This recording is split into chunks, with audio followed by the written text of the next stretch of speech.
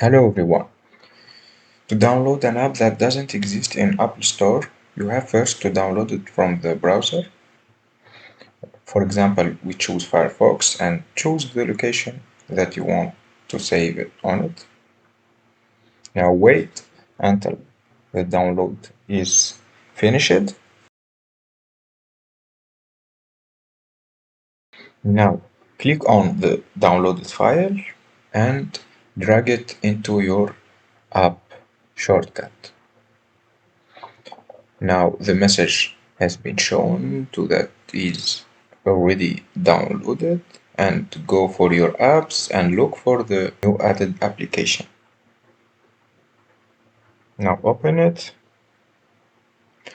It will show a message that that this app is downloaded from another source than the App Store. You choose open and voila, you have your application installed. Now, since you got it, don't forget to share and subscribe. Thank you for watching.